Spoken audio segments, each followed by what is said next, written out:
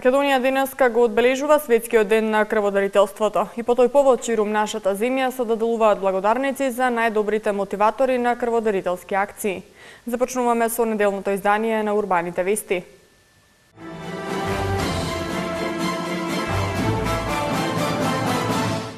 Денеска е Прочка, празник на проштевањето. Ке се реконструира градинката Пролет во Козле. Нова викенд карта на јавното предпријатие Паркинзи. Донесена предлог стратегија за работа и развој на Младинскиот културен центар до 2016 година.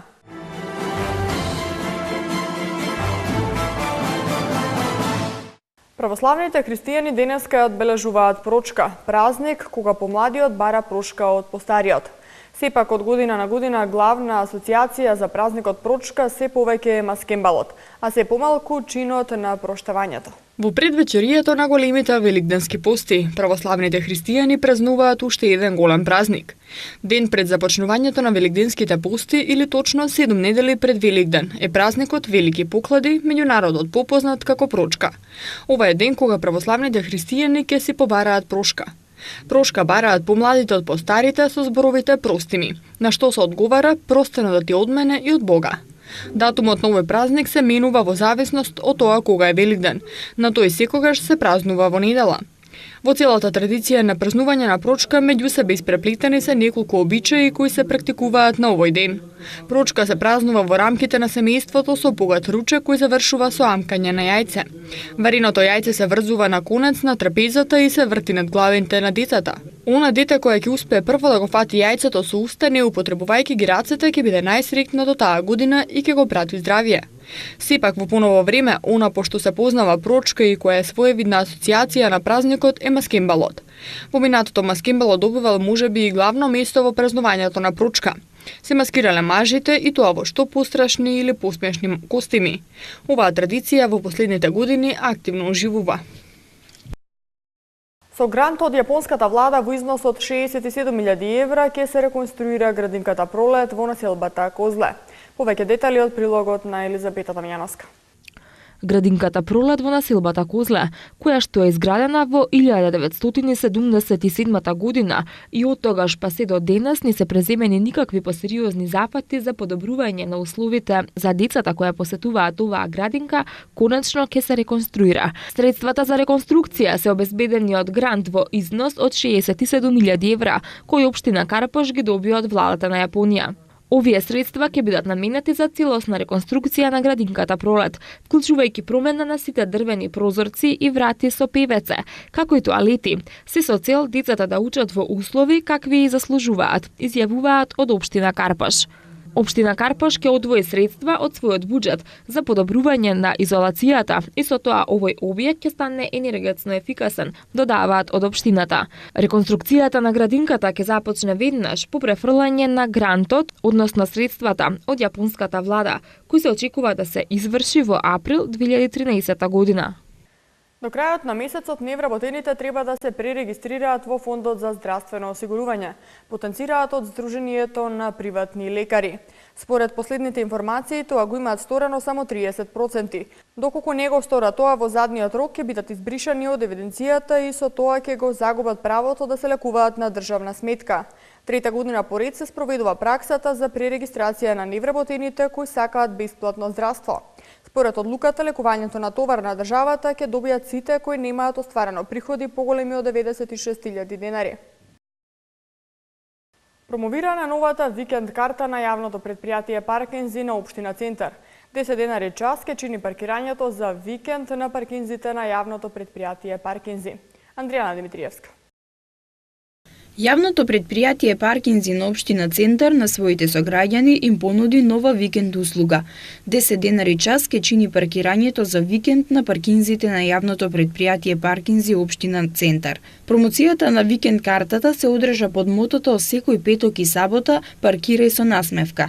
Викенд картата може да се купи на паркомат за 500 денари, а за оние што сакаат да заштедат може да ја активираат со М карта за 400 денари на телефонот 072-251-251 и ќе можат цел месец, секој петок и сабота, да паркираат насекаде во центар. Јавното предпријатие Паркинзи на општина Центар подели 10 викенд карти гратис по случаен избор на присутните на самата промоција. Директорката на јавното предпријатие Паркинзи на општина Центар Маргарита Бакев на крајот на промоцијата им посака на сите присутни да уживаат во викендите во Центар. Идната недела, односно на 18, 19 и 20 март, поради реконструкција на улицата Киро Крстевски Платник во близина на поликлиниката Идадија, општина Центар апелира до граѓаните да ги користат споредните улици. Во тој период информираат од општината ќе се врши гребење и асфалтирање на улицата, а во наредниот сообраќајен режим има за цел непречено одвивање на работите. Младинскиот културен центар до 2016 година ќе се модернизира, односно ќе добие нов концертен простор со капацитет од 250 седишта, пристапен лифт до првиот кат за лица со хендикеп, информативни материјали и каталози од фестивали, простор за гардероба за посетителите, како и онлайн продажба на билети. Во план е дигитализација на киното Фросина, додека пак киното Милениум ќе се користи како конгресен центар за негово максимално искористување. Ивана Митковска. До 2016 година во склоп на Младинскиот културен центар се планира оспособување на нов концертен простор со капацитет до 250 седишта за помали музички промоции, со што ќе се намалат трошоците за ангажирање на големата денсинг сала 25 мај, која беше целосно реновирана минатата година. Во секторот музика се планира и издавање музички албуми на нови имиња, модернизирање на репертоарите на градскиот, дувачки и женскиот младински оркестар. Во секторот филм до септември годинава се очекува рестартирање на джебното кино, кое ќе има и други намени покрај проекциите. Во план е дигитализација и на киното Фросина, а киното Милениум ќе работи како конгресен центар за негово максимално искористување. За да се задоволат потребите на сите заинтересирани автори кои сакаат да изложуваат во Младинскиот културен центар, се планира да се стават во функција платото, фоајето на влезот и горното фоаје. Алтернативниот простор покрај за изложби ќе се користи и за литературни читања, работилници и за пресконференции. Техничко опремување и професионализација предвидено е и за планетариумот кој работи во составот на центарот и по својот вид е единствен во државава. Детскиот креативен центар ќе прирасне во Младински креативен тренинг центар и ќе опфати младинци од 13 до 23 години, кои сакаат да се усовршуваат во разни области. Меѓу другите приоритети се и онлайн продажба на билети, што се очекува наскоро. Пристапен лифт до првиот кат за лица со хендикеп. МКЦ продавница за негови изданија, инфоматеријали и каталози од фестивали, простор за гардероба за посетителите и проект за алтернативен начин на грејење.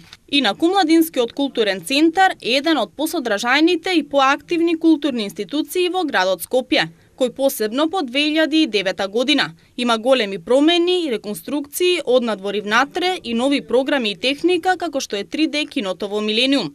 За програмскиот дел МКЦ од град Скопје добива годишно околу 180.000 евра. Оваа јавна установа со над 200 настани и повеќе од 200.000 посетители. Во 2012 година ги надмина активностите и на некои национални институции од културата. Локалните бест групи низ цела Европа организираат бесплатни летни академски курсеви кои на студентите им овозможуваат посета на градови по собствен избор, запознавање луѓе со различно потекло, забава и рекреација, но и квалитетни предавања овозможени од стручни професори. Летните академски курсеви се настани во целосна организација на студентите членови на бест. Една од поголемите предности на учество на настана од овој вид е тоа што трошоците за храна, сместување и превоз за време на курсот, како и испланираните активности се покриени од страна на локалната бест група, која го организира курсот. Единствено што студентите треба да направат е да си ги подмират патните трошоци. На курсевите може да се пријави секој студент од Универзитетот Свети Кирил и Методиј, кој зборува англиски. Се што треба да се направи е да се напише кратко интересно мотивационо писмо и да се аплицира на најмногу 3 курсеви и да се одбере некој што одговара на нивните студии или пак е тема која многу ги интересира, а немаат можност да слушаат предавања од тој вид на својот факултет.